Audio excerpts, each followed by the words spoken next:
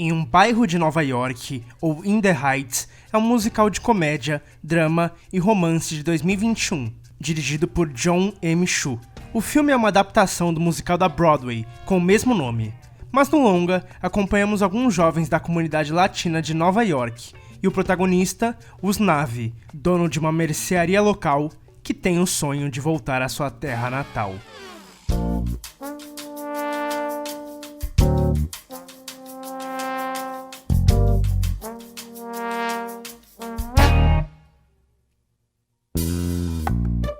O roteiro foi um dos detalhes que mais me chamou a atenção. Não por ele ser ruim, mas porque foi bem diferente do que eu esperava. E eu sinceramente esperava um pouco mais. Ele foi construído e pensado nas cenas e sequências musicais. Então ele gira em torno disso, e para essa finalidade, funciona muito bem.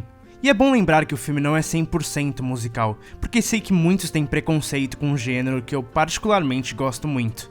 O roteiro não é muito expositivo, ou seja, não oferece tanta informação para o espectador, que tem que fazer algumas interpretações. Achei interessante e corajoso, principalmente para um musical que geralmente tenta ser o mais simples possível. Porém, na direção já não posso dizer o mesmo. Por exemplo, o diretor opta por colocar várias vezes um texto com quantos dias faltam para um suposto apagão no bairro, que é uma informação que funcionaria muito melhor como surpresa. Ele também utiliza esse texto para informar o espectador a passagem de tempo, o que não é necessário em nenhum momento da trama. Também me incomodou o fato deles ficarem trocando entre o espanhol e o inglês, porque é o tempo todo, mas o filme tem que vender, não é mesmo? Se tivesse mais espanhol ainda, possivelmente seria menos lucrativo. Mas gostaria que nas cenas que tivessem apenas imigrantes, eles falassem só espanhol ou só inglês, o que não acontece. O filme tem uma pequena barriga em relação ao roteiro. Algumas cenas dispensáveis e alguns personagens que não têm peso nenhum na história, como o Piragüero, interpretado pelo Lin-Manuel Miranda, mas ainda falarei dele nesse vídeo. Não temos exatamente um antagonista, achei muito corajoso e diferente isso da história, talvez o maior vilão seja o próprio tempo.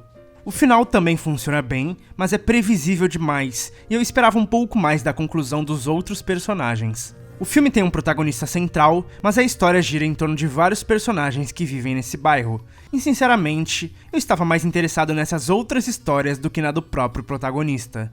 Começamos o longa e assistimos esse protagonista contando sua história para essas crianças. E conseguimos ver que ele está na praia em que ele sonha durante o longa. Então não nos apegamos tanto a esse personagem, porque supostamente já sabemos que ele conseguiu o sonho dele. E começamos a torcer mais pelos outros.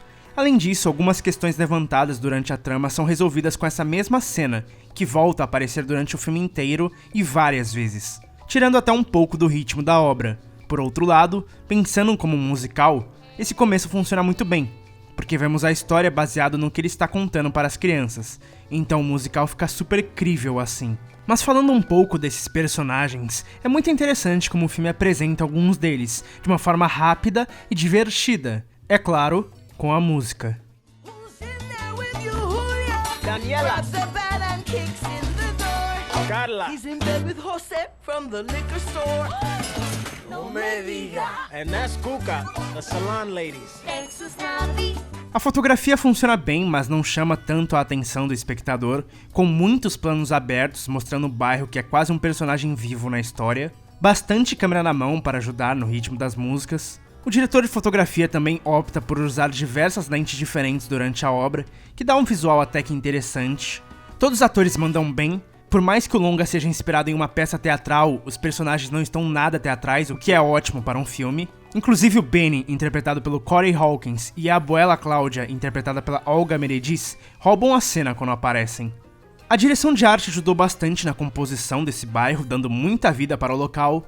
Porém, em relação ao figurino, não entendi muito bem as escolhas. Muitas cores neutras e nada muito chamativo. Acredito que o único motivo possível para isso é para dar ainda mais vida ao cenário. Então esse detalhe acaba não funcionando tão bem assim. A montagem é um ponto-chave desse filme, possivelmente o maior acerto da obra, porque é criativa, criando um ótimo ritmo nas cenas musicais e passagens de tempo bem interessantes. Também usa e abusa da montagem rítmica, fazendo os cortes interagirem com o tempo da trilha. Além disso, sabe trabalhar a comédia, criando algumas das melhores piadas do filme. Como já falado, tem alguns detalhes da direção que são muito interessantes, como os próprios sons. O filme é repleto de músicas, mas no momento mais triste, não escutamos nada. Já em outros, a direção parece que está confusa ou que não entendeu muito bem o roteiro. Nina Rosario! Oh. Yo. What's up? Yo, hold up. Don't get hit by a car, girl. You just got here. Oh, man. O diretor Jon M. Chu já tem bastante experiência na direção. Dirigiu G.I. Joe, Retaliação, Truque de Mestre 2 e Podres de Rico. Mas também já dirigiu alguns trabalhos mais voltados para a música, como o documentário do Justin Bieber Never Say Never, Ela Dança Eu Danço 2 e Ela Dança Eu Danço 3. Mas no longa de 2021, ele mostra uma direção não tão segura assim, mas que tem suas qualidades. E penso que a melhor qualidade é justamente essas cenas musicais. São muito bem coreografadas e diferentes uma das outras, misturando gêneros, acrescentando animação, plano sequência, cada uma de um jeito único, e ficou realmente interessante.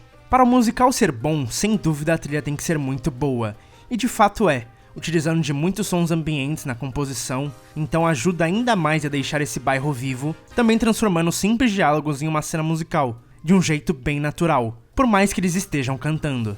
O compositor, Lin-Manuel Miranda, que compôs e atuou nesse longa, o mesmo que citei no começo do vídeo, também compôs outra excelente peça chamada Hamilton, que fez muito sucesso como filme no ano passado, e se você assistiu em um bairro de Nova York e gostou, deveria dar uma oportunidade para Hamilton, é excelente. Mas voltando para o longa de 2021, como eu disse, a trilha é interessante, mas não tem nenhuma música marcante ou cena que eu fiquei com vontade de rever, que é um grande pecado na minha opinião. Talvez a sequência mais marcante seja Carnaval de Barrio.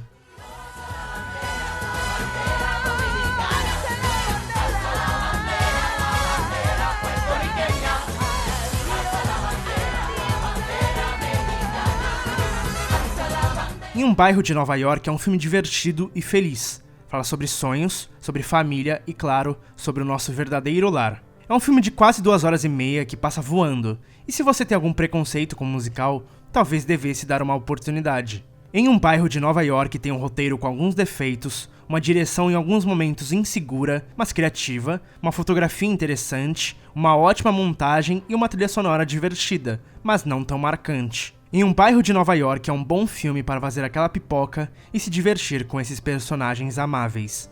Caso queira ver o que eu estou assistindo, me siga no Letterboxd. Caso tenha gostado do vídeo e queira receber mais vídeos como esse, deixe seu like e se inscreva no canal. Caso não tenha gostado, deixe um dislike e um comentário do que eu posso melhorar. Um abraço e obrigado por assistir.